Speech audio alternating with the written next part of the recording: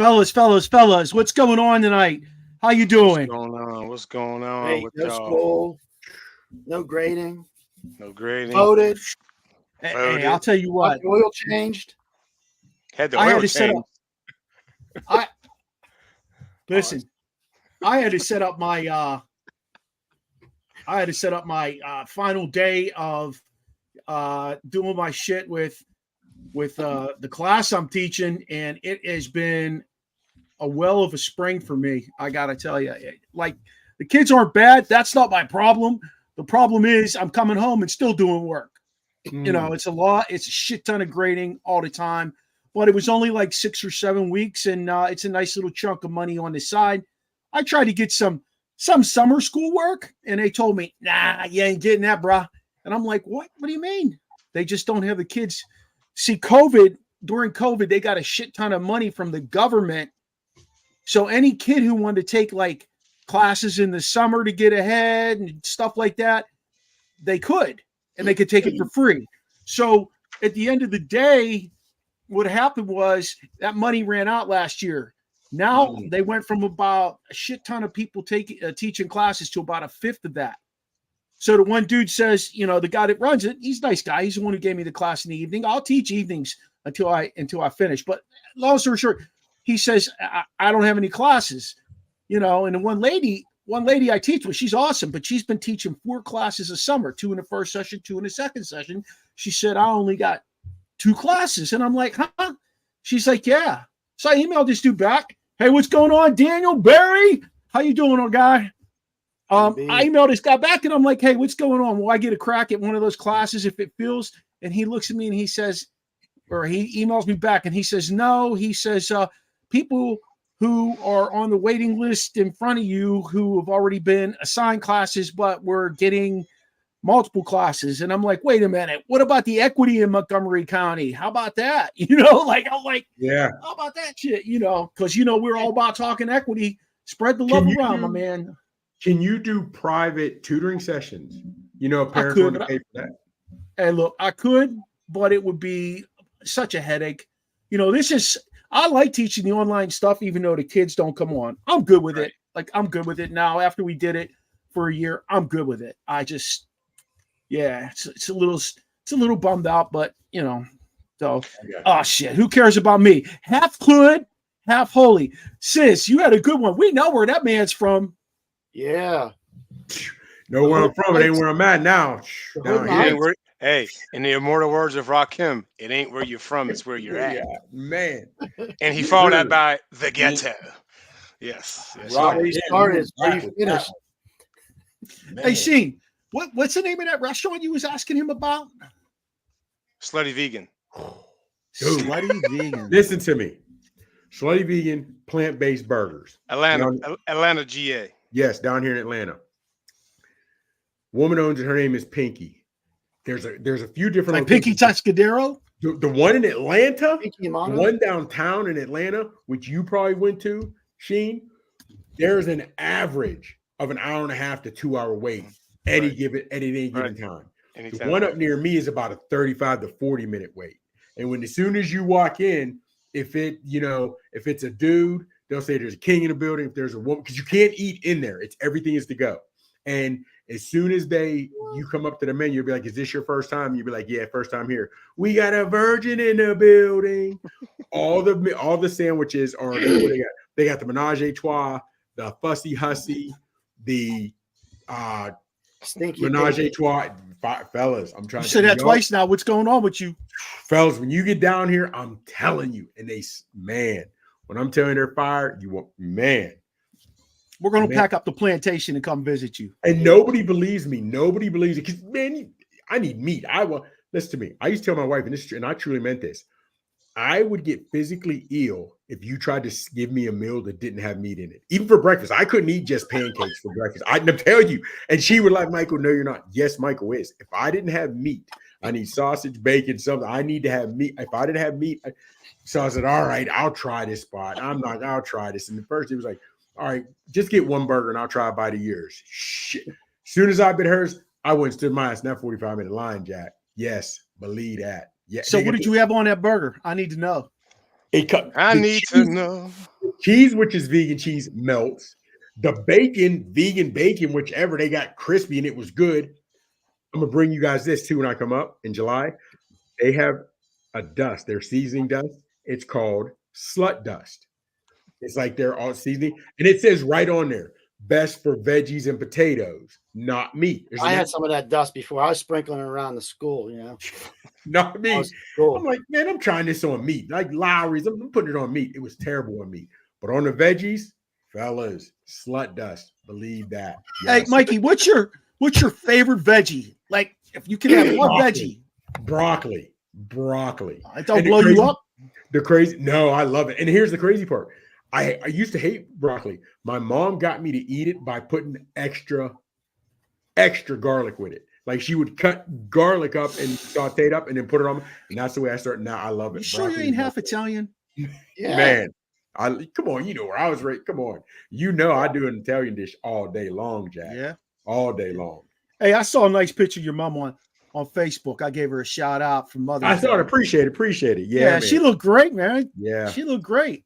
Still doing. People, when they see pictures of my mom or they see her live, it's hard to believe that she's 72.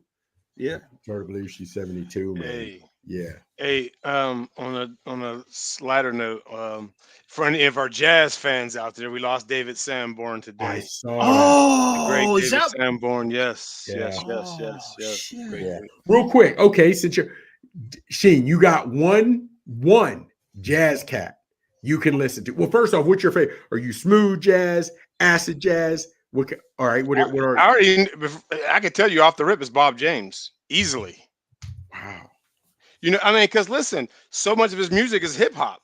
It's like, oh shoot, this is Run DMC. No, that was Bob James. And that's what took me to Bob James. I mean, come on. Even him and David Sanborn when they made Maputo, I think that's a great album. Maputo is an excellent album. But I'm Bob James all day. Yeah, that's grown folks music. Where you sit, that's good. Where you sit back with your bottle of whiskey, 3-finger pour, get your cigar, and just sit back. We're doing grown folks things tonight, fellas.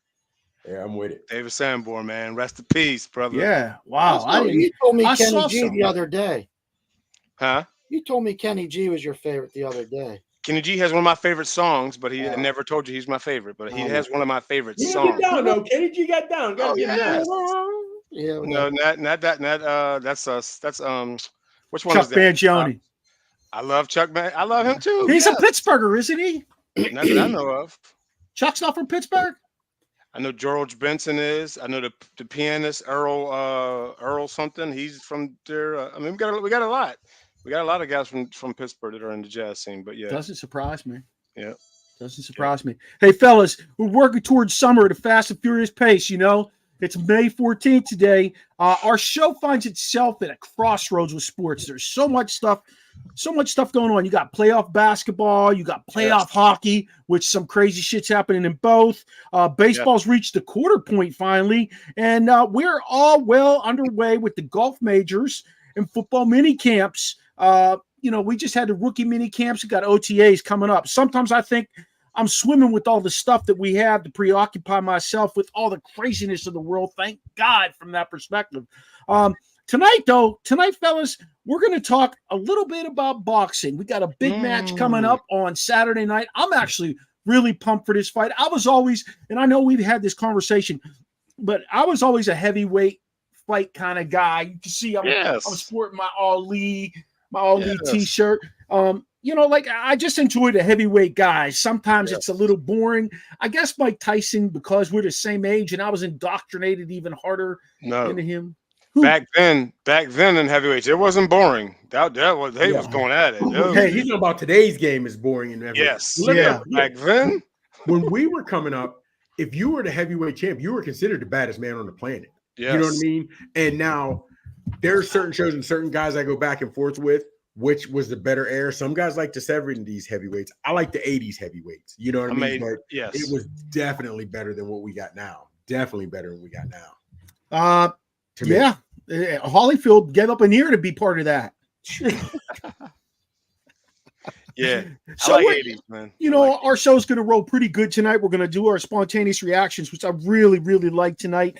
And then we've got David Druzynski, a boy Chops hooked us up with. He's an aficionado on boxing, and we're going to talk the Tyson Fury and the Oleksandr Usyk fight coming up on Saturday night. So let's kick this thing off right here, fellas. I'm pretty excited for tomorrow night. This is a good opportunity for us to get together too, outside of the realm of virtual and having Chops come visit. We can go somewhere. The NFL schedule is getting released tomorrow night. Okay. Yeah. Any particular matchups you're excited to see? Right out of the gates, I think the Ravens game is going to be a good game. Ravens and Chiefs. I want to see if all the losses that they took, the Ravens, that is, as far as people leaving, see how that's going to play out. I mean, usually the Wizard up there, Wizard of Ozzy, he has guys waiting in the bushes to come on in and take some positions. So I want to see how that plays out. I'm excited for that one.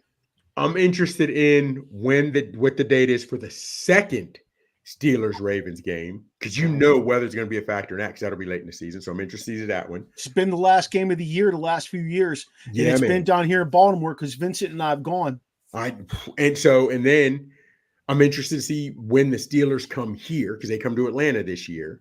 I'm thinking about that trip for us, fellas. Yeah, man. Wow. NFC South. Yeah. I'm interested in seeing that one. And of course, I want to see what they're doing, because they're playing Christmas Day. I like the Christmas Day, and they don't normally. That's a Wednesday, because basketball is hot. That's going to be head-to-head NBA, because that's always Christmas has always been, unless it was a Sunday. Christmas is always NBA Day. Yeah, it is. So now they're going head-to-head on that, and of course, I want to see. Of course, we know the Lions play on, because they signed that contract when the league first began. Jared Goff. Yeah. So I'm interested to see what other games are on Thanksgiving. So Steelers, when they come to here, the second game with the Ravens, and Thanksgiving and Christmas days. You think that contract hurt or helped them? Hurt. You talking about the Lions being the only that they? I hate it, because I think there could be some other teams that are playing. Now they're a better team now. They are a better team under Campbell, but I would have loved to have seen some other teams play on Thanksgiving. But now that we have 3 games, we are. Hendon Hooker's never going to get on the field for them unless Goff gets hurt now, because Hendon Hooker's he's older. He's like 25, 26 already. I asked that because if they put all that money into Goff, if they didn't put all that money into Goff, it could have freed up and helped them get some other pieces, I thought. I'm not sure what else they need at this point. They do need a pass rusher. They do need. Didn't they draft one this year? Hutchinson. Fellas, I'm saying opposite of Hutchinson. But here's the thing. Here's why I got to give a little pushback on that. Of course, team can always use help, but I think position for position, I thought they were decent last year, real good. To me, it was Dan Campbell being hard-headed. They should have had in that championship game. They were winning. Dallas a couple weeks earlier. That to me was the issue. Now, of course, Shane Lake said they can use help in different spots without question. So I'm going to tell you, if he doesn't make some of those boneheaded calls and they get to that championship game, they win that championship. Man, and they win that. They get to that Super Bowl. I like their chances. They were in the championship against the Niners, right? Yeah, but I like their chances in the Super Bowl. I do. Yeah. I feel like KC's going to take a slight dip this year, only because they got to build Worthy into their team, right? Xavier Worthy went there. And I don't know what's going to happen with Rashee Rice. This kid has gotten into 2 big incidents this offseason, but I also read that. Check this out. I don't know if you guys read this or anything. Rashee Rice, when he was at Texas A&M, TCU, where was he at? Remind me, fellas. I can't remember. Yeah. So when he was there, he was at a basketball game or something like that and took a gun and shot up somebody's car and got arrested for that. I mean, the guy had trouble going into the draft. That's why he went where he went. Wow. But they do all these background checks. They used to do the Wonderlic. They used to do all that stuff. Did they just not even think about it with him? Well, sometimes your talent outweighs what you're going to get in trouble. Outweighs your trouble. Yeah. But when you start talking guns and stuff, that can't. I don't care what you can do. That don't outweigh that. I mean, now if you getting speeding tickets or things up, yeah. If you know stupid things like that, then your talent can outweigh that. But guns and touching women and doing things like that, nah. But see, here's the thing. Yeah. With they stopped the Wonderlic test for whatever reason, because that to me, I just never understood why they did that anyway. Can you play football or not? Yeah, exactly. The trouble issues are, and I'm a firm believer in, I take each case on its own merit, right? Now, do I say he shouldn't have done it? Yeah, because it didn't happen to me. But even when Joe Mixon, as a freshman, punched that girl in the face or she spit on him and called him the N-word, I might have beat up her boyfriend, and as I'm looking at her, that you did this to him because I might have done that, but I wouldn't hit her. However, my thing is, if you have an isolated incident for whatever it is, I might give you a pass. Now in the league, because you had one incident years ago and you straighten up your act. But when we have guys that were in college have multiple acts, what is the use of doing a background check on them? Because us who don't have nearly the resources that these NFL teams, we know about it, and that's what we know about. There's probably incidents that coach kept rap or the local police kept rap that we don't know about that the NFL teams know. So why even do these background checks and say we're investing money in you if you're going to sign a troubled guy anyway? And even Sheen, you talk about the speeding tickets. If you get multiple speeding tickets, it may not end up as bad as Ruggs, but you're going to end up looking at something like that because you were speeding when you had no money. Now you have money and you're going to buy better, faster vehicles. It's only going to get worse. So I'm either you're going to put merit into the background checks or not. Bottom line. You got to. I was going to say, answering the original question, if you don't mind, there's a lot of attention on the rematch and revenge games. So you got the Niners playing the Super Bowl rematch against the Chiefs, the NFC rematch against the Lions. You got Bengals versus Chiefs, where it seems like Burrow owns that game. Yeah. He's 3-1 against Mahomes. And again, it's not against Mahomes, but I hate when they say that, but I know what you mean. The Harbaugh rematch, Ravens and Chargers, which would be interesting. Okay, let me ask you guys something. They're starting off first week kickoff, opening night. The 5th. Chiefs and Ravens rematch as they say for the AFC Championship game. Do you guys look at it that way? Different guys have moved, different guys aren't there. Definitely the same shit is not on the line. No, it's all promotion. But think about it. It's us having this conversation. We're diehard sports fans who chop it up, read. We talk about it all the time. We're texting each other nonstop about ridiculous things that happen in sports. Yeah. The average fan is like, oh, yeah, it's a rematch. It's a rematch. Yeah. No, they don't get it. They don't see it from that perspective. Plus, the NFL pushes it. That's why the NFL is making the almighty dollar over everybody. Wait till next year when they have an 18-game schedule and that shit goes till the middle of February and we're off the next day. Alcohol sales through the roof, parties through the roof. I mean, it's going to be crazy. That's a great point, Chops. It makes me wonder.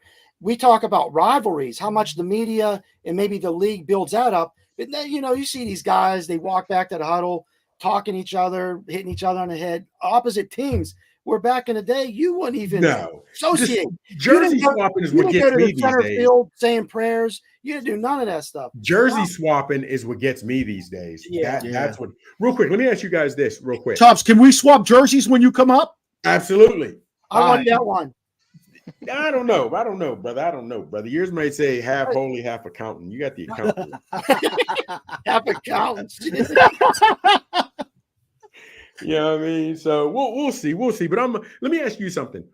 Do you guys believe the NFL cares about player safety? I understand it with the hits, but when you add an 18th game, you play on Sunday, then you play on Thursday. Now somebody's playing on Sunday, going to play on Wednesday on Christmas Day. Listen, I don't know how that's going to play out. 18 games don't bother me, okay? Cut your preseason. I get it. I'm all right with that, all right? 18 games don't bother me. That's an extra fat paycheck for some of those guys. What bothers me is the Sunday to Thursday. That's what bothers me. Yeah. That's what bothers me. The traveling to Europe, then coming back and playing the next week, that bothers me for those guys. Like, that is tough. That is tough. I mean, at the end of the day, these guys are making buku cash, and they ain't going to fight it because they're making more money than we'll ever see together combined. Yeah, man. You know, unless our show takes off. We're still waiting for that one motherfucker to see our show and be like, hey, I'm going to use you for guys. You want to, you know, it's going to happen. Hey, I was wondering, taking down some of those preseason games, you get like this false sense of who's good. It happened to me last year with the Steelers. At the beginning of the season. It's just like, are they good or is this just warm up for them? I'll tell you what's going to happen, though. They're going to do more scrimmages. They're going to have to somehow they're going to have to evaluate these guys. I'm talking about it. No, they're going to go like Pittsburgh's going to go out to Philadelphia and scrimmage the Eagles, or the Eagles. I meant inter practice. I meant yeah. They're going to do more scrimmages. They're going to have to. You can't evaluate a guy in 2 games, and you can't possibly get dudes ready in 2 games. How you cut it? Yeah. Okay, but go to this question. Are they going live? Are they going live with second, third teamers or drafting? Because you don't want to put your starters out there in these if you're going scrimmages. You know what I mean? You got to do what you got to do to make a team. By the time you get to that point, you know who your top 22 are, right? Yeah. You know who your punter is most likely. You know who your kicker is. So you know that shit. But do you actually know who's the third linebacker coming in, or maybe the fourth linebacker? That's where it gets a little sticky. You got the communication, just them gelling. Yeah, that's what it's wild. The beginning, first 2, 3, 4 games for some of these guys who just don't mesh right away. Right. Yeah. Right. They've either sat out because they are the starters, or they're coming in new and they just haven't worked with that first team. It's going to be interesting.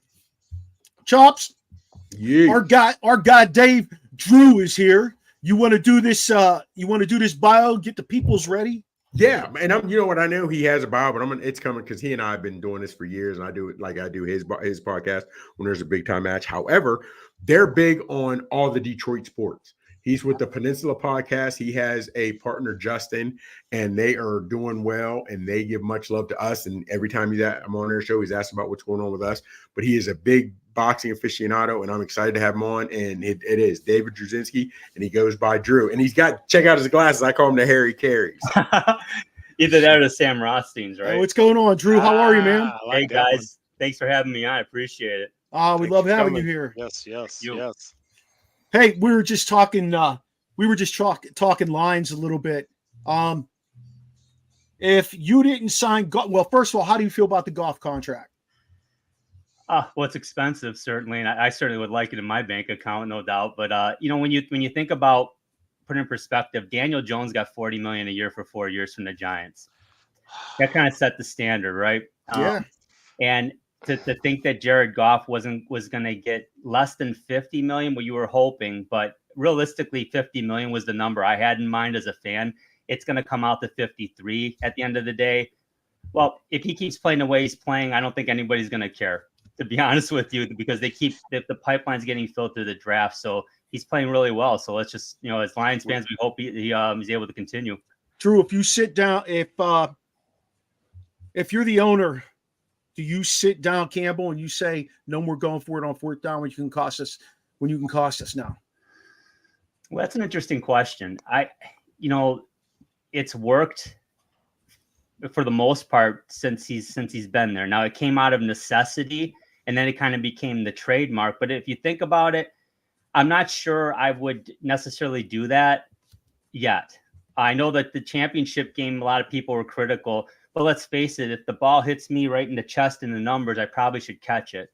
And that happened, there were a couple drops there. So, you can quite, hindsight's 2020, but that's been their MO from day one with Coach Campbell, and I think they're going to stick with it. Now, let's face it, I think you're right. If it started to get out of hand, started costing them regular season games, they might say, let's dial it back a little bit and trust the defense. But now when you look at the defense, it's improved a lot.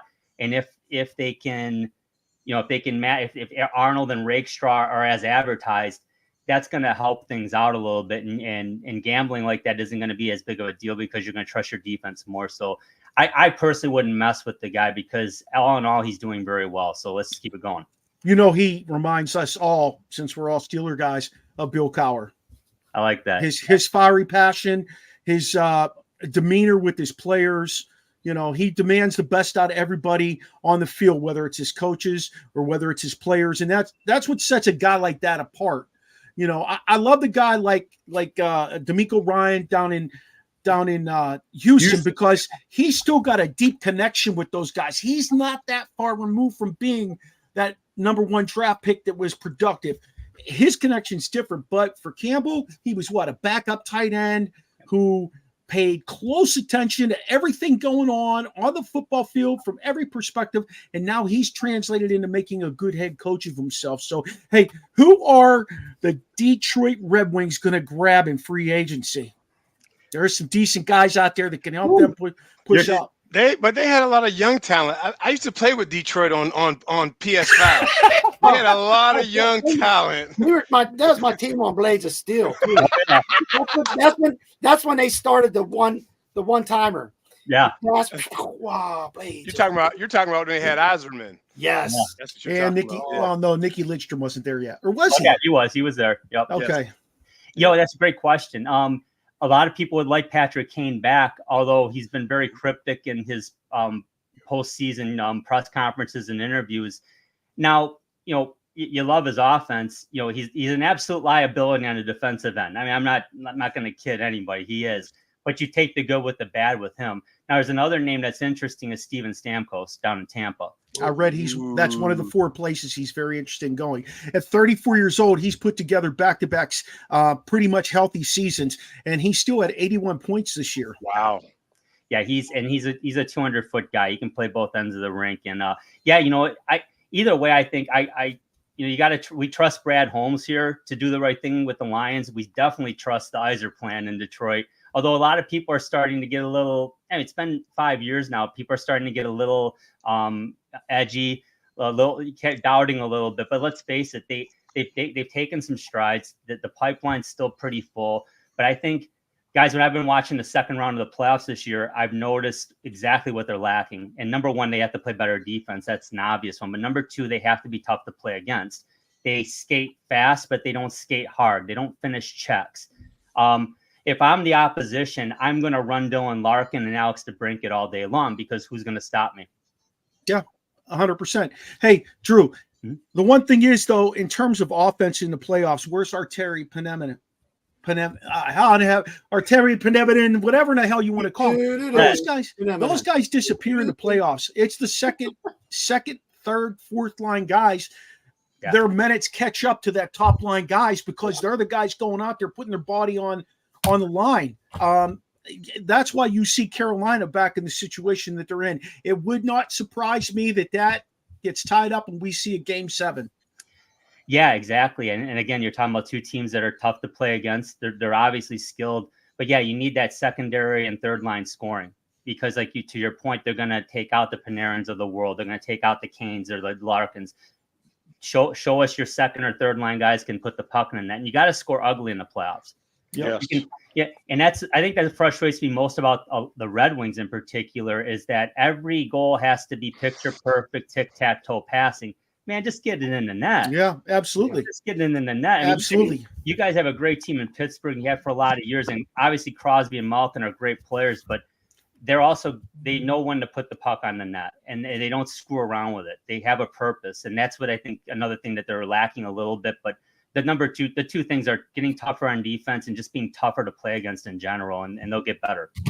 You guys might have an opportunity to grab a guy like Noah Hannafin that will really help you once the season ends, because he was a rental player, and obviously that was just a bullshit thing that happened there, them getting Hannafin and who was the other big name they got? Anyway, I hate the rental agreement thing when a guy's on the LTIR. Sorry, Chops, I'm taking us down a rabbit hole, but I don't always get to talk to guys. But yeah, I love hockey. I think this is the best time of the year. I've actually paid, believe it or not, I don't want to tell these guys, but I've actually been paying attention to the NBA playoffs. I do like the fact Anthony Edwards is doing what he's doing. I like the fact that kid from the Knicks is doing what he's doing, and they're playing more of a complete game. in the Knicks. I'm a team guy. I'm not a LeBron guy, and I grew up a Lakers fan. LeBron and his son can go back to Cleveland or wherever they want to go. Get off my Lakers, please, and thank you. And take Durant with you. Harden might want a place over there too. Go ahead. Go ahead. Man. The big three is done. I hear you. I'm just drying my tears over here in Detroit because we got the 5th pick overall again. So, we can't win for losing. It's a bad draft this year, though. It is. 3 of us live in DC. Imagine that shit. I mean, it's horrid here. And I don't know how or why every year we have to look at that ugliness here. There's just no reason for it because he loads up the Capitals. He's got the cash. Same guy owns them. It's funny about the Wizards because at one time they had Chris Webber, Juwan Howard, and Rasheed Wallace. Yeah. And they on the same team. Hey, the team that they just broke up with Bradley Beal and Porzingis and those guys, how are you bad? Like, how I don't get that. Like, I just don't get that. You had the guys. So, all right, listen, we're ready to rock and roll with some boxing. I'm very excited. For the first time in a long time, I know you and Chops really love boxing. I lost my fever for it years ago when my guy, Mike Tyson, kind of fell out of the limelight, just kind of like I lost my fever for paying $150 million to pitchers in baseball. But anyway, give us some boxing background on you. Share a little bit about you and why you're the boxing guy. Well, I'm almost 50 years old, so I'm knocking on that door. And when you grew up in the Detroit area, the first athletes I knew were Billy Sims of the Lions and Thomas Hitman Hearns of the Kronk Boxing Gym. Kronk's Gym. Kronk Gym. Manuel Stewart, God rest him, but amazing trainer, great commentator too. And and at that time, right there, that's the 4 kings there. And Chops and I talk about that all the time, man. Hagler, Leonard, Hearns, and Duran, and just amazing fighters, amazing fights between them all. That really got me into it. Yeah, I'll admit in the late 90s, around the time when after Holyfield had beaten Tyson twice, the heavyweight division kind of got a little watered down, and things just weren't happening. And I was just getting intoxicated every night in college, so it just wasn't on my radar, right? And what got me into it again was I think it was 03-04 time frame. I happened to stumble on a Gotti Ward fight. Cool. And I was like, oh, here we go. This is what I was missing. The trilogy. And that's it. And it's never left. I try to watch as much as I can. And so I'm really excited about this one here. This is going to be a great fight Saturday. Sheen, go ahead and ask him that next question. Which one? The one about Tyson Fury. I'm messing with you. Can you tell us a little bit about Tyson Fury and why this fight is so important to him? Yeah, the Gypsy King. He's an amazing story, really. I mean, I know Chops. We talked about this too. I mean, when he beat Vladimir Klitschko, you thought, wow, sky's the limit. And then he had a lot of personal issues and basically dropped out of the game for close to 2 years or whatever, and made his way back. He's undefeated. Got to give him his due. I'm glad we're finally seeing this fight. It's been avoided long enough. So hopefully, again, I'll believe it when they're in the ring face to face getting instructions, to be honest with you. Although I think it'll happen now, but I mean, so many delays, so much gamesmanship. Let's get in the ring. Settle it. Did you watch the pre-fight conference between him and Usyk?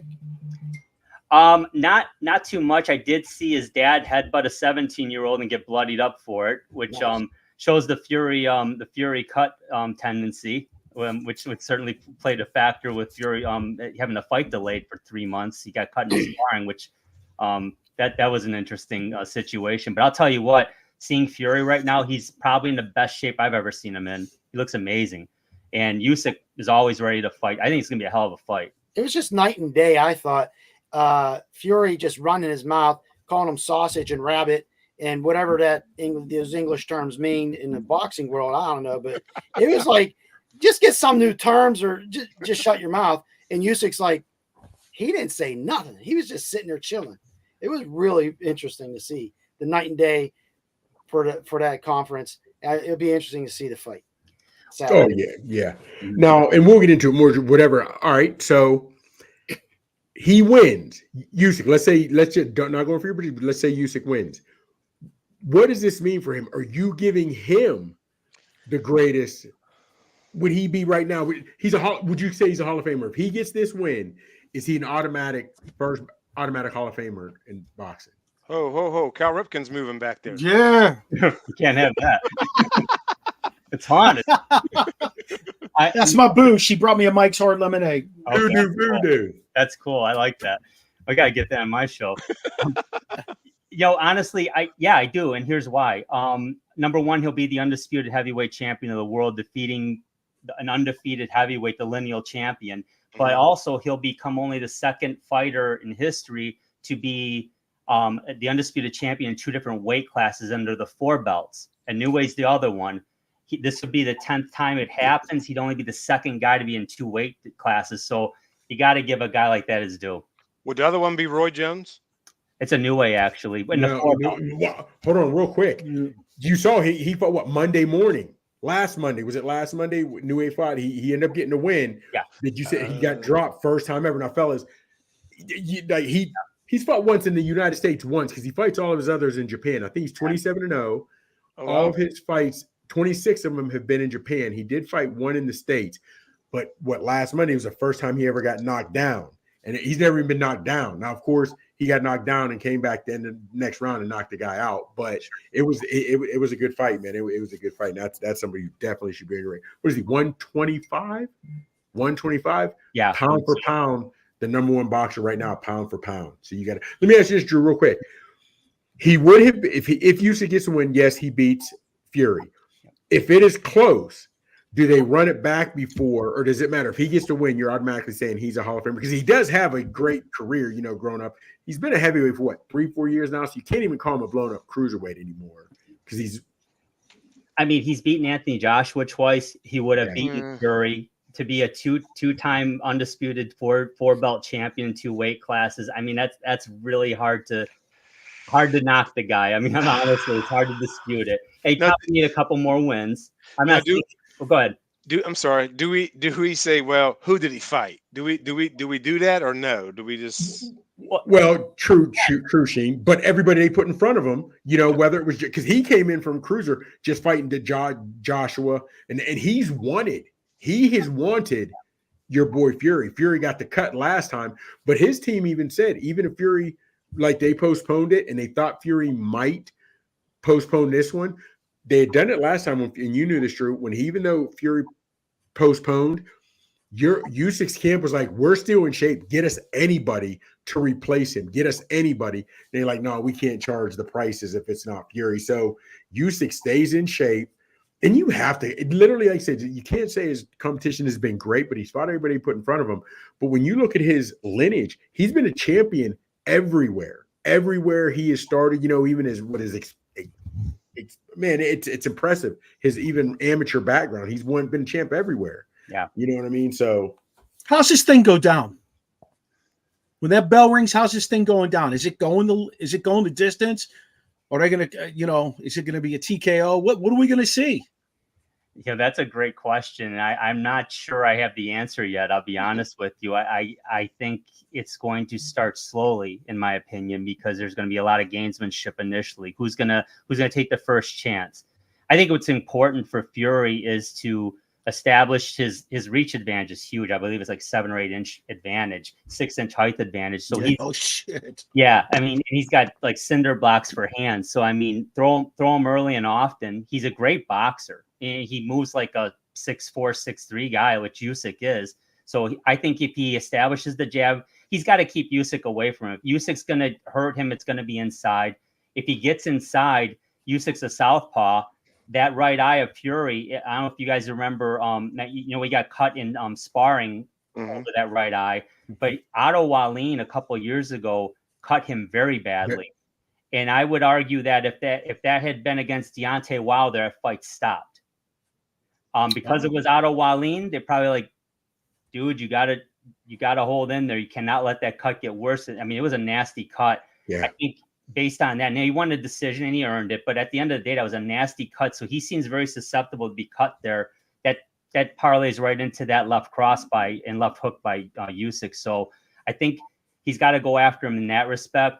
Fury, though, he's got a stick and move. He's gonna do a lot of holding, I think, when Usyk gets inside, and he will get inside because he's deceptively fast. So I don't know. I think it's gonna go to the distance. I can't say that either guy's gonna. I think they're capable of.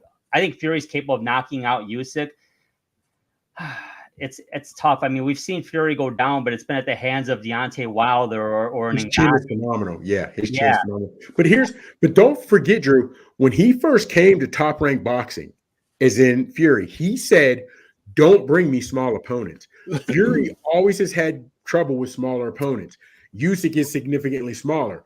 Yeah. Usyk likes, as you said, likes to get inside, likes to make it dirty. So, but now he's never had anybody as big as Fury lay on him. Fury's going to lay on him if he comes inside. You know what I mean? But we've also seen is Usyk likes to box inside and fight inside and make it dirty. What do they call them? Low blows or body blows. Usyk has been hurt by a couple or stunned, you can see, by the body shots. And I think the body shots from Fury are going to play big. So I'm interested to see because, again, on the one hand, Fury wants to keep that jab. But once Usyk gets inside, is he going to lay on him? Will your weight be an advantage on that? Because by fight time, he could be what? 50, 60 pounds heavier than Usyk by fight time? You know what I mean? Even though there's no weight limit in heavyweight, he wants to come in great, but he could be easily 50, 60 pounds heavier than Usyk. I want to see how Usyk handles that. He's never had a bigger guy like that lay on him. You know what I mean? So I'm interested to see how that plays out. You think they dragged this thing out, though, so Fury could lose some weight and get himself really in tip-top shape so he doesn't look like an ass? Because let's face it, when you watch Fury, I enjoy watching heavyweight boxers. I'm not going to lie to you, okay? I like the game. I feel like it's more gamesmanship. I've always felt that way. But he never looks in shape because of how big he is. No, he's always flabby in the middle, soft in the middle. Yeah, but do you think this is it? Is this what dragged this thing out? Well, real quick, Joe, and you can answer this. Well, it's hard to say that's what dragged it out. However, when he got that cut, which Drew, you and I talked about it, it was an elbow. Why would his sparring opponent, his sparring partner you're paying, throw an elbow, which was iffy to me, which I thought he was trying to get out of it. But he caught a lot of flack and a lot from Usyk. You're soft and calling him all kind of names, whatever have you. So I think he might have been trying to get out of it to postpone it months down the road. What have we been? What is going on 3-4 years or a while? But we've been expecting to see it. You know what I mean? So, and I think once he took that, and then he saw how Joshua dismantled Ngannou, I think he realized I got to take this serious. I got to take this serious. So we'll see. I think that's what I'm thinking. I think you're right. What struck me as odd, number one, to your point, the elbow in sparring was odd. His lack of a reaction was even more telling to me. I'm like, you didn't even turn around and say, "What the hell are you doing?" Yeah, or go after the guy. Nothing. So I found that very strange. I'll say this: whatever happened, why it happened, he is in phenomenal shape right now. This is the first time I haven't seen him really that soft in the middle. He's actually showing some abs, believe it or not. So am I. You're showing abs for a different reason, brother. You got peanut butter abs. He looks ready, though. He definitely looks ready. He does. Yeah. Hey, Drew, I want to ask, do you think this match is significant enough to put heavyweight boxing, make it relevant again? Wow, that's a good one. I'm going to say no. And the reason I say that is because as great of a fighter as Usyk is, and I really feel he is, he's just not a household name here. No. Right. Tyson Fury, as great as he is, there's been always the delays with this fight. There was the 1.5-2 year hiatus. He's fought and beaten great fighters, no question. I think Fury himself, I think what hurts the division in general is Deontay Wilder took a bad loss. Joshua has taken a couple losses, 3 losses. I would say the Ruiz loss was really harmful to his career. And the way he lost to Usyk, both losses to the Usyk were tough. Absolutely. It's a lack, like to your point, Tizzle, it's a lack of fighters in that division. That's why the smaller guys, the smaller divisions are taking over. the smaller division, because there's your top 10 are phenomenal. And like what, from 125 to 168, they're, pretty much top 5 to 7 in all those divisions are phenomenal. You don't have that in the heavyweight. 125, that's two of me. That's me fighting twice. That's me fighting each other. Hey, Drew, I got a question. What's next for the winner and what's next for the loser? Somebody has to lose. So what do you think? If the winner is Fury, what's next for him? Ooh, I think you flip a coin there. It could be either a huge payday with a winner against potentially a Wilder Joshua fight, which would be nice to have those two fight at least, but it could be retirement. Okay. It could be retirement. I mean, he's not getting any younger. He'll be the undisputed champion. I mean, to go out undefeated, I think he'll be 38-0 if he wins, I believe. So I don't know. I think if the money's right, he'll dance, but it's got to be the right opponent for the right money. And I'm not sure there's another opponent out there after Usyk that will draw that money. I'm just not sure. All right. Well, as you mentioned, Wilder and Joshua, the only way I see that going. Yeah, I don't want to see those. We don't want to see Wilder again. He's beat him. Even when they gave him a draw, he beat Wilder the first time. I had Wilder losing the first time. So he's beat Wilder 3 times. If Joshua don't want to see him either. Puts on, but it depends what Joshua you get. If you get to Joshua to beat Ngannou, and I say that yes, Ngannou wasn't a boxer, but he knocked Ngannou smooth out. He was crisp, everything. So if Joshua fights Wilder and he's crisp and embarrasses him, knocks him out, and puts on a true boxing display, because Wilder only has that overhand right, and he throws the bow and arrow punch. So Wilder really shouldn't be in contention with anyone anymore. So if Joshua wins and in spectacular fashion, I bet that could be a moneymaker. But other than that, you got who else in the heavyweight division is worth Fury's time if he beats and dismantles Usyk? I mean, I like Big Baby. I like Jared Anderson, even though his last fight got a lot of flack, but I still like him a lot. But he's got a couple more years still before he would be. He's ready. Before he's ready, yeah. Now Joseph Parker's a guy, but again, that's not going to draw big money. But he's a good fighter. And Zhang, who's that? Zhang that just beat Wilder. Mm-hmm. He didn't look perfect. That's what I'm saying, Dream. There's no names in the heavyweight division, so that's why we don't think it can put it back on the map. And then if he, as in Fury, does retire, who's taking his belts? Right. And say Usyk gets his belts, then we're in the same rotation. Right. Joshua, Wilder, is Ruiz 100%. Coming back? Is Parker going to get his? You know what I mean? Which leads me to another question for Drew. What's your favorite era in heavyweights? 70s, 80s, 90s, 2000? Well, I know it can't be 2000. No, it won't be that. It's got to be, and it's slightly before my time, but I always got to tip my hat to the 70s. I mean, Ali, Frazier, Foreman, Norton, Cavers. Yeah. Oh my goodness. Okay. That's classic stuff right there. Yes. Yeah, it does. To me, it doesn't compare. And then when there was he wears his Ali shirt. It's great. I mean, once Ali retired, the Four Kings really. I mean, it kept boxing really at the peak because they were so good, but they were all welterweights and middleweights basically. So then once they were nearing the end of their run, out comes this guy named Mike Tyson. So. Yeah. Everything was going really well for boxing until the mid to late 90s when Tyson kind of got out of the scene, like you guys were saying. And then all of a sudden there was a lull. It was the Klitschko's holding the belts and who was going to challenge them. Yeah. Right. Yep. 100%.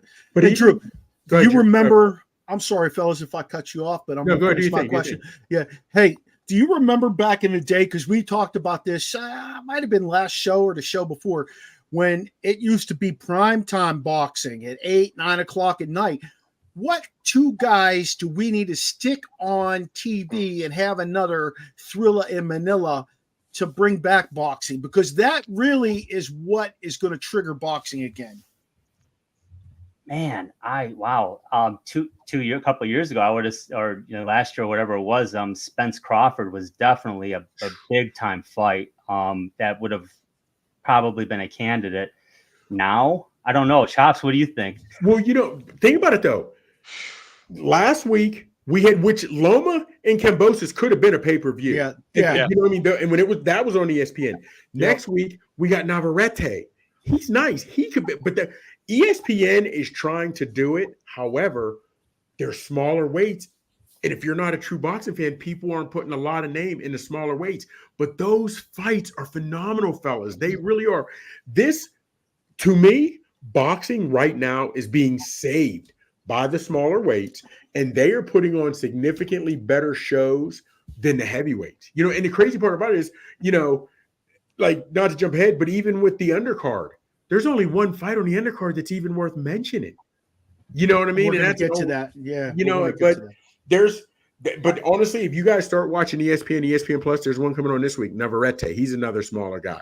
But fellas, when he brings it, it's going to be a good one. You think a lot of the glory and beauty of boxing has been taken away because of MMA? I was going to say that.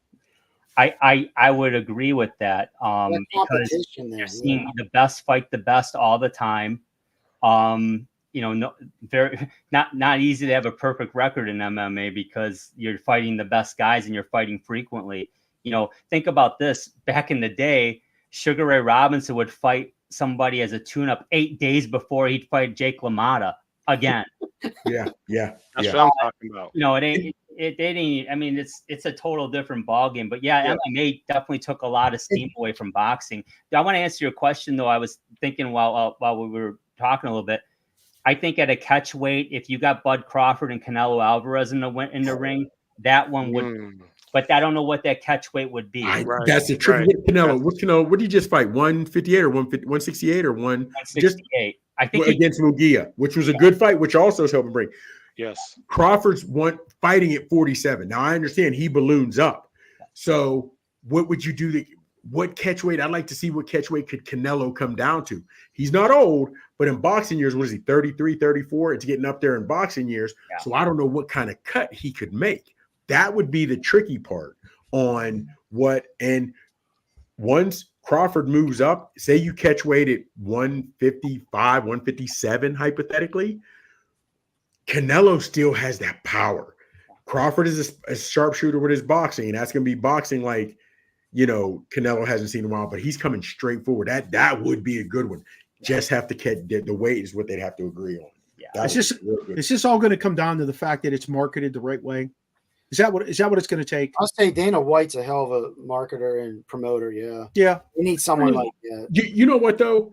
Dana White, because he makes you, even when you come into UFC, if you're pretty well known, like Brock Lesnar from wrestling, other these guys from wrestling, he doesn't give you BS tune-up fights. You're fighting a well-known name, and it may not even be somebody in the top 10, but it's somebody in the top 15 that you know. And the reason that it's taken the spark away, or was taking the spark away from boxing, like you said, making us wait too long. This is the third time. This is the third time that Fury and Usyk were supposed to do it, where Dana White is like, if you don't defend your title, we'll strip you and move on. You know what I mean? So, but like I said, fellas, boxing is definitely coming back. You figure in the last 2 weeks, Drew, we've had Inoue fight, good fight. Munguia and Canelo, great fight. We've got Fury. We had Kambosos and Loma. Now we got Navarrete coming up. So boxing is doing its thing, man. It's doing its thing.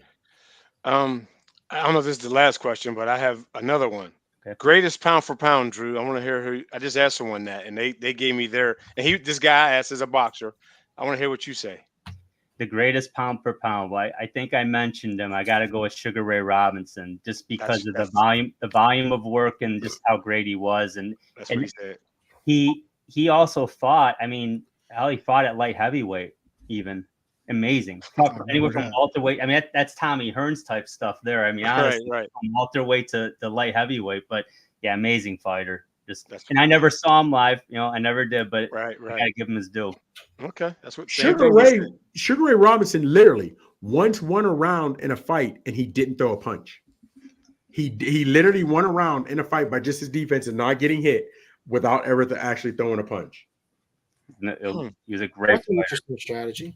At that point, though, you know, you had guys like, well, at a different point, you had Sugar Ray Leonard, you had Thomas Hearns, you had, you know, Roberto Duran, you had dudes like that. Those guys could have brought the sport back today. Yes. They could have. And that's why I'm looking, you know, that's why I keep going to that question. You know, I want to see boxing come back. I loved it for the longest time. I'm sorry, go ahead. I was just going to say, you know, I feel like ESPN is really, in so many ways, because they show all these sports and not everybody gets ESPN, it hurts some of these other sports. You know, when I want to watch a sport like boxing, I can turn it on Friday night and watch it when I get done watching a high school football game. But I want to watch it Saturday night at 9 o'clock on my TV. I don't want to pay $100 to watch it, though. You know what I'm saying? Like, I just don't. I want to watch it. I love it. I can say when Larry Holmes was the champ, it seemed like he was fighting every week on ABC, like every week. I know it wasn't every week, but it just seemed like every week Larry was on fighting on ABC. Yeah. But now, though, fellas, before, like, we all watch it, we study, but like Drew and I, we come from that area where you said to be the champ, you got to beat the champ. Exactly. So guys were fighting that you say you're the best, I say I'm the best. Exactly. Let's get in the ring. Now teams are taking their fighter. I'm not saying they're giving them tomato cans, but they're giving guys that can Drew or Dream that are basically you can keep your 0, no losses, which you're 17-0, you're 19-0 with 14 knockouts, but you haven't fought anybody. Yeah, but just like we were talking about Munguia. Munguia was my guy. I loved Jaime Munguia. 27 years old. What was he? 34-0 with like 30 knockouts, 28 knockouts, something crazy like that. But hadn't fought any real competition. And it was like, all right, next fight, he's fighting a good guy. All right, next fight. And that was the issue, you know. That's why that fight could have drawn. And it was a hell of a fight. On Cinco de Mayo, it was a hell of a fight. It was. But it couldn't draw enough buys or enough attention like it should have because he just wasn't fighting the household names and getting his name out there. And that's what a lot of these cats are doing. I want to keep my 0. I'll push this down the road. I don't want to fight this guy. Exactly. All money, man. Mm-hmm. Drew, do you think that's because of money, though? Because, you know, back then the purse was different. Now the purse is like, okay, it's a hell of a lot of money for the winner and a hell of a lot of money for the loser. It's like making a simile between football. When Alabama plays, like, you know, Appalachian State, they know they're going to blow them the hell out of water, but Appalachian State's going to get a shit ton of money. Yep. I think to that, I mean, I don't want to answer for Drew, but I think to that, it's the longer I have the belt, the more money I can make. So I can fight you, Mark, for, you know, for seven or whatever, $7 million, or I can fight Sizzle for 5. I can keep fighting, you know, keep making these little bits of money. It's a lot of money in a sense, but yeah, to keep the belt is where the money is. You lose the belt. But even guys that are up and coming that don't have the belt, they want to try to get a title shot without actually putting anything on the line. Where before you had guys like, wow, these guys are both in the top 10 and they're fighting pretty young, which is going to knock them out. Where they don't do that in the UFC, you have top 10 guys fighting each other that, you know, there's nothing but a lot. When you lose it, whoever loses, they're losing a lot more than just this fight. They're getting knocked down the ring. Where in boxing, you're not having these young cats face young lions and all that like they should, you know. So, you know, the pay-per-view dynamic is definitely a big thing. It's been around for years now. I mean, so that's not a surprise. But there's so much more in terms of revenue now, and it's amazing. It's money beyond my scope. I mean, think about what the Mayweather-McGregor fight raked in. I think Mayweather got 300 million and McGregor got 100 million off the hop. That wasn't including the pay-per-view dollars. So yeah, I mean, it's what's amazing. Like even a guy like Bud Crawford. I mean, he and a Triple G come to mind right away because they were avoided because it was they were very good fighters, and they had to keep, you know, paying. They kept winning, but they were fighting whoever was in front of them. But the big names wouldn't fight them, and finally they did. I mean, hell, Crawford had to take less money just to get Spence. Yeah, just to get Spence in the ring, and now they beat him. Well, now he's going to get paid, but now who's going to? Who wants it? Who wants it? Yeah, because he embarrassed him. Oh, yeah, but also, you know what? Like you talked about Conor, and I'm an MMA guy. I love boxing too. You know, I had the full big library of boxers, but also an MMA guy.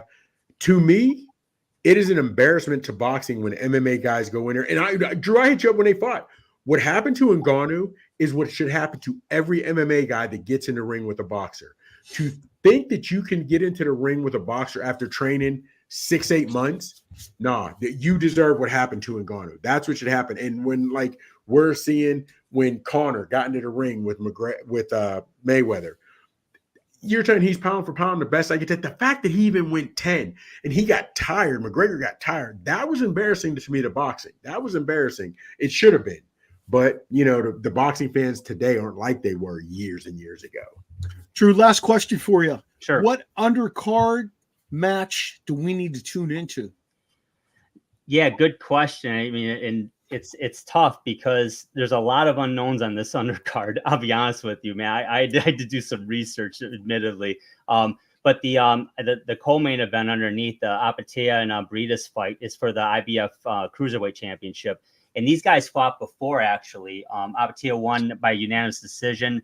It was a close fight. I didn't see it, but the cards were 116, 112 on two of the cards and 115, 113. So. And Bridas is 28-2 himself, and Apatia is undefeated with 24-0 and 19 knockouts. So that's going to be a big one. And the other one that caught my eye, at least, is Sergey Kovalev. Yeah, man. Yeah. He hasn't fought since March of 22. He's 41. Wow. I don't know. But here's the thing. I was same thing, Drew. Those ones, and I'm more interested in the Kovalev fight, but it's with the history that he has and nostalgia of Kovalev, because like I said, he's 41. He hasn't fought in 2 years. Yeah. Yo, and Safar Robin, he's a killer. He's tough. If Kovalev doesn't get knocked out, I'm going Kovalev to be knocked out in the 8th. If Kovalev doesn't get knocked out by 8, I'll be extremely surprised. This young cat is hungry. He's faster. He brings power. Kovalev, 2 years out of the ring, and you're coming back for this cat, it's got to be the payday. It's got to be the payday. Has to be. It's a total opposite of podcasting, because it's us old dogs who really want to make a name for ourselves, and all them young bucks who got all that social media shit going on. We're bringing the A game in the podcasting world. Yeah, man. Without question. Hey, Drew, thanks for joining us, man. That was good stuff. I'm looking forward to this fight. We got to bring you back on for the next big thing. Good luck with the show. Tell everybody where they can find you, please. Yeah, absolutely. We're the Sports Peninsula Podcast. We're on YouTube exclusively right now. We're looking to upgrade our platform a bit and get a website going. We were audio exclusively for a long time. We were everywhere. We were on Apple, Amazon, you name it. My partner, Coach Shield, he's a great football guy.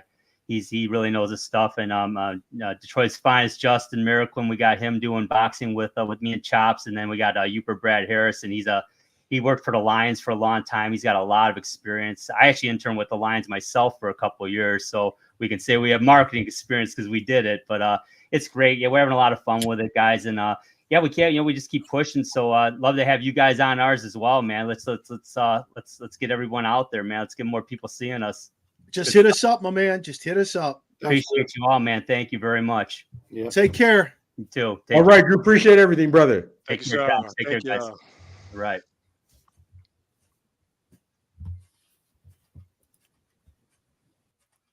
Hey, fellas, good stuff. I'm looking forward to the fight Saturday night. Yeah, I don't know where you're watching it at, but drunk or not, I plan on being in my living room going streameast.co and can't beat it.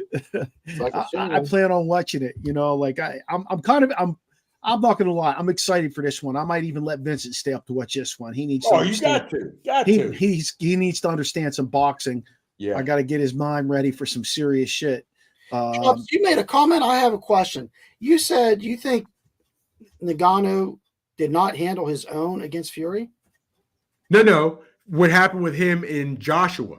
Joshua smooth knocked him out in third round. I mean, knocked him cold out. That's what should happen every time an MMA guy gets into the ring. I thought he handled Fury. Oh yeah, I thought he won that fight. I thought he won that fight. I thought he won it. And I think they gave it to Fury because if we have an MMA guy come in and beat the heavyweight champ, regardless of what everybody else thought, but actually put it on paper that he beat the heavyweight champ, it would have been an ugly look for boxing. Ugly look. Yeah. Ugly. But it is. It's going to be because Usyk has waited so long. Fury's now going at him. Fury's actually getting in shape. He is. It's going to be. He's going at him. He's like, all right, you did all your talking. You did what you needed to do. Yeah, I'm ready. And like Drew said, I see it going a distance. If Usyk knocks out Fury's been dropped a few times. You saw it looked like Wilder hit him with a sledgehammer. I thought he died in the ring. Literally, when he hit him, dropped, laid there, and just got right back up and kept fighting. He's hard-headed, man. You can't knock Fury out. You can't knock him out. So it'll definitely be a good one. If you don't watch too many fights, watch this one. He's a big boy. True. He's a big boy. They probably won't ring the bell until about 11 o'clock at night, right? Correct. Yeah. Yeah. You know what? They're fighting. I'd have to look to be exactly sure, but it probably will be late. But they don't fight in Vegas. They're in Saudi Arabia. Saudi Arabia. Okay. Yeah. Saudi Arabia. Yeah. Which is also interesting to me because a lot of money is probably came up front for that fight. Yes, absolutely. But the Saudis are coming on, man. They're having a lot more big fights. As a matter of fact, like we were just talking, like Loma and Kambosos, they fought in Australia, but last Saturday night, it was Sunday morning, 10 a.m. their time. But they did that, so it will be prime time here because the United States, everybody still wants to make that money in the States with their boxing. That makes sense. Yeah, it makes sense. Without question. Hey, one question I missed, and I'm going to rewind just a little bit. We are at the quarter point of baseball, and I don't know. I get deeply submerged in baseball. It's old school. It's apple pie, hot dogs, and baseball is the way I was raised, basically. If the playing field was equal, man, and they all were playing today, who excels most on the baseball field? And I'm going to give you some names, okay? Mickey Mantle, Willie Mays, Jackie Robinson, Ken Griffey Jr., Ichiro, or Shohei Ohtani? The Griff for me. Yeah. Honestly, I loved him, but Jackie Robinson, as we all know, Jackie Robinson wasn't the one that broke the color barrier because he had the best talent. It was well documented. They thought he broke the color barrier because he could deal, they felt, with his tone, his demeanor, he could best deal with the racism. Because we knew Satchel Paige, Josh, we knew they were better players. I got to go with your boy, like the kid. That's my guy. Yeah. We're doing a on the 18th from those. That's on the 18th of June, we're doing a all black athlete show, and we're really gonna hone in on baseball a lot. Rasheen's going to talk a lot about what's going on in his life, his foundation, and things like that. So I really want to do that. It's very important to me, and I know it's important to Sheen's family, his dad, and I think people will find it very interesting to do. Out of these guys, all these guys I just said, I'm going with Griffey, baby. I think he can translate throughout the years. I do. I agree. 100%. Phyllis, you think about it. And again, we don't know if guys are juicing now, whatever, but we know a lot of pitchers were when he was coming up. And guys throwing heavy, they're coming with all kind of stuff. Nowadays, guys don't pitch as many innings. What is it, 5, and they starters out and they got middle relievers. So they're coming at Griffey with basic and all these batters with their best stuff every time they see him, because I'm only going to be in 5 innings. You know what I'm saying? So having said that, you're coming to Griffey with whatever your best pitch is, and he's going to have done his homework, which would have been a fastball, curve splitter, whatever you throw best. You're going to come at that Griffey because you don't have as many chances to see him. I think he studies it, and I think he takes a lot of catchy art. I'd like to see Tony Gwynn too nowadays. Tony Gwynn. There's nobody that plays like Tony Gwynn or Rod Carew. Hell of a hitter. Rod Carew. Rod Carew's, he hung that bat down here. He swung it level. There was no doubt about it. Rod Carew was swinging level. I think the game is so different today. I had a guy on the show maybe 3 years ago, and he talked about these guys are taught to swing for the fences.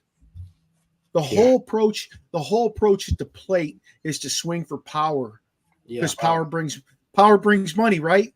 And that's how they're taught to swing. And that translates to one of the clips that we were talking about. So one of you guys sent this, and I saw before you sent it about Jordan's mentality on the 3-point line. That wasn't his game, and his lower percentages. And that's the same thing with swinging for the fences. It's lower percentages. You're not going to have everybody being able to do it.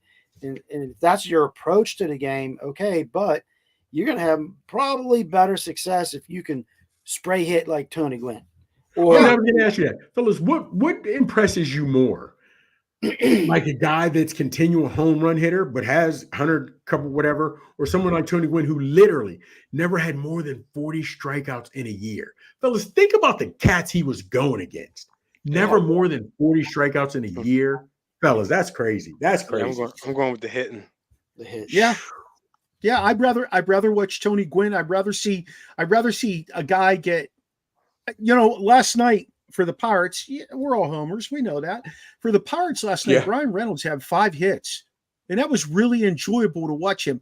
3 of them were singles. Who gives a shit? He was on base. He hit the ball. Exactly. And the same thing. Exactly. I want to see guys on base. I want to see contact with the ball. Manufactured run. Think about it like this. You got a guy in scoring position. You're down 1 run. You want someone who's going to go up there who is going to swing for the fences, or who has a higher percentage of getting a hit and scoring that guy from second or third. Yeah. You know what I mean? 100%. Yeah, I'm right there. Sizzle, you got a quizzle for us this week? I got a quizzle for you sausages. Tonight, WNBA kicked off, right? And Caitlin Clark, first pick in the draft, and projected to be, first game, she's projected to win the MVP, right? They're already saying it. I don't even know how you do that. But anyway, the question is, who was the first person to ever do that in WNBA? First pick and won the MVP in their rookie year. Lisa Leslie. Nope. Candace Parker. Yes, sir. 2008. Candace Parker. Yep. Man, she just got hooked up. She runs what the Nike shoe division or something. Los Angeles Sharks. Yeah. Fella, let me ask you this: with all the hoopla that has been around the WNBA, keep it a buck, keep straight up and down like 6 o'clock. Has any of you watched any WNBA? No preseason game, but I want to see Chicago play. I'll watch Chicago play at least one game, at least half a game. I want to see Clark. I want to see her play. I want to see half a game. If it captivates me, then maybe I'll watch more. But, there's been so much, and we've talked about it. There's been so much talked about with women's basketball in the leap it made this year with this group of young ladies coming out at NCAA. I want to see what it's all about. They're talking about when Indiana comes to DC, they're taking the game from where they normally play to, I don't even know what it's called anymore, Verizon Center or whatever, where the Caps and the Wizards play, because they've already sold out and they need a bigger venue. So that'd be neat to go see that. Do you guys know, because I don't watch enough of it. Do you know if they have a flopping problem in the WNBA like they do the NBA?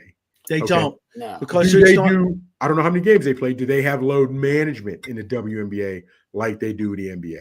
What is this new word, load management? Can you define it for me? I know what the definition is. I know what they do, and I know what it is. I don't know. You travel in the best of accommodations. You stay in the best hotels. You have medicine that is second to none. I mean, I don't get it. I just don't get it. I don't get it. Here, let me ask you this question. They had load management when Magic Johnson played, right? Or he wouldn't still be alive. I don't know what he's got. I don't know what Magic Johnson got. But isn't that the bottom line? I mean, this man was apparently had HIV, and it's how many years later? Yeah, he had some sort of management. Hey, something. Before we end it, there's a report out that the Christmas game is Steelers Chiefs. One of the games. Ooh. That's a report out right That'll now. be here. No, Steelers Chiefs. Oh man, I was thinking Steelers Falcons. That'll be a good one if my Steelers play. Where will it? Does it say where it'll be? Arrowhead. I'll tell you. We play home. We play the Chiefs in Pittsburgh this year. I'll tell you where I'll be, on a cruise ship, because I'm going. Oh, you going to cruise for? I'll be sitting in a bar on a cruise ship someplace, somewhere, watching that game. Now, how do you do that, man? Since you have kids who still like gifts, whatever. So my kids are old, dude. My kids are old. But still, whether it's the Jordans, whether it's a new glove, Vincent still plays sports. Like, do you do it before they leave? Do you do it on the boat? Do you when you come back? Yeah, we're doing it on the 21st. We're going to do the family stuff. And then only my daughter, Jenna, and her boyfriend are going with us. So it's me, Terry, Vince, Jenna, and her boyfriend, Tyler. We had a house meeting this Christmas. My kids want to go away. They don't want it. They said the hell with the gifts. They rather go. Sizzle can't do it, man. I keep telling Sizzle, you gotta get out of Dodge for Christmas. Yeah. Stop living that 1978 shit. It ain't like being on a cruise, but now being down here in Georgia and Atlanta, and I go out on Christmas Day and I'm wearing shorts and I got the grill sparked up, I can't do Christmas back home in PA. It kills me now. And my folks, we'll do 1 year down there and then come up here so we can have the family at the house. I'm like, geez, I want to come in, say hello to everybody, and get back. I understand we were born and raised in that, but I don't know how we did it. I loved Christmas now. And Mark, I can just imagine Christmas Day, you get up and you're looking at the blue water. I'll go down at the buffet at the man. My man, we'll go fishing in the morning and we'll be on the beach in the afternoon. Man, that's what it'll be. Well, probably not this Christmas since the Steelers are apparently playing. It'll be a little different for me. But where's the crew? Where are you heading? Where's the crew? So we're going to. I'd have to ask Terry. I know part of it's Aruba, and she and I are very excited because we did our honeymoon in Aruba. So we're excited to go back. I got you. Yep. So Sheen, you got anything for us today? Hey, yeah, we all play sports, right? Do we all play football? We all play football? Sizzle played for a year, baby. Yeah. He was a corner. They wouldn't let me play anymore. I was hurting people. Sizzle Island. Sizzle Island, baby. Where all the touchdowns were scored. Sizz Island. Hey, did we have a song before we went out that y'all like to listen to, or that got you pumped up? Welcome to the jungle. Welcome to the jungle. Okay, that's it. Maradei, you too? No, hell no. Oh, okay. Dick Dills didn't let no music go on in the locker room. Oh, no, wow. No, hell no. You couldn't have Chops, you play for Dickie D? What's that? You play for Dick? Yes. Yeah, man. You guys couldn't have on headphones? No, there was no such things. I mean, there's those cheap ass, but could you have earrings? Yeah, we had a dude who had earrings. I was going to say that wasn't big for when I couldn't because my dad wasn't going for it in the house. Got you. This dude sounds like a hard ass. Yeah. He's old school. Right. He was old school. But you know what, Sheen? This guy was light years ahead of every other coach. I mean, light years. Shit we were doing in the weight room and stuff, they're just starting to do it some places today. Like he was light years ahead. Remember that, Chops? Yeah. What's your song, Dre? It's funny you said welcome to the jungle. Mine was another welcome. To the Terradome? Yes. Public Enemy, baby. Come on, but yes. Woo! Welcome to the Terradome. Yeah. Woo! Yeah. Yes. Get you hyped, yeah. Hey, I will tell you this. When I was head coach down at Rockville, I let them listen to what they wanted to listen to in the locker room. But when we came out on game day, there was a big rock that the boys had to touch. We had bagpipes lead us out. Single file line with the bagpipes leading us out. You touched the rock. It was very intimidating. Ours was when I think you might have had him also, Mr. I'm looking right at him, not Murray, Mr. Murray. Okay, Mr. Murray. He's like, all right, we're coming out. Everybody, when they're doing warm ups the game, they want to be loud. He said, we're totally silent. No talking calisthenics. Said we're not natural. That was the way we were doing it, trying to be intimidating, be quiet, just coming out there showing teams we're ready to do business. I get it, baby. I get it. Hey, that was the good old days. Hey, our next show next Tuesday is at 5:00. We will have the CEO of the Premier Lacrosse League, Michael Rabel, joining us. We are very, very excited to have Mike join us. He's going to talk about the whole shebang, how it came to be, how they absorbed the other professional lacrosse league, where they are today, where they see themselves in the future. Can I get a tryout? Yeah. Can Sheen get a tryout? We're very excited for this. So it'll be next Tuesday at 5:00. Chops, tell them where they can find you at, baby. You can find me on the X at the Real Big Chop 79. On the gram at Big Chop 79, and on Facebook by my government name, Michael Gregory Mills. And don't forget the line at Slutty Vegan. Woo-hoo! Man, I'm trying to tell you, I might have to go this weekend. Hey, Chops, Mark, the crazy part about it is when you pull up, they're playing hip hop music. that you hear out in the parking lot where you sit down and go, yeah, man. And nobody, you can try to get it to go, but imagine even if you went from, it doesn't travel well because it's hot, piping hot. So even if you went hypothetically from Kiski Field to the McDonald's and 3-4 miles, it's not as good. So everybody gets it and you get right in your car or you go to the other side of the parking lot and we just grub there. That's what happens in the veggies, man. The veggies are only good for so long. Fire. Woo! T-Sizz, where do they find you at? Hey, I know you did a little change here. Yeah, a little change because, Chop said I needed to get out my old ways. So I'm on X and the gram at 1T Youngie.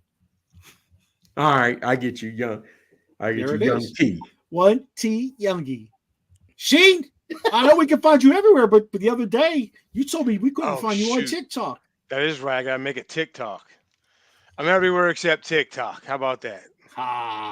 Hey, connect with us here on the Original Sports Podcast by checking out our webpage, podpage.com, Original Sports Podcast with Mark Maradei. Like our Facebook page, join our conversation on Twitter, and also reach out to us on Snapchat at O.S.P with MM.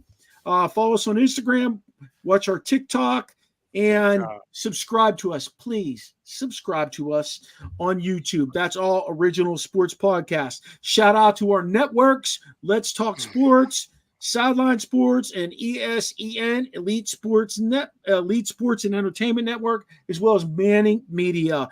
Feel free to let us know if you have any comments, questions, suggestions for future guests or shows you'd like to see us do by emailing us at originalsportspodcast@gmail.com. Shout out to our guy, Steve Medley, for doing our voice intro. And shout out to Charlie Hodgson for doing our music. Join us next Tuesday at 5 o'clock, you guys, 5 o'clock for PLL CEO Michael Rabel on the Original Sports Podcast.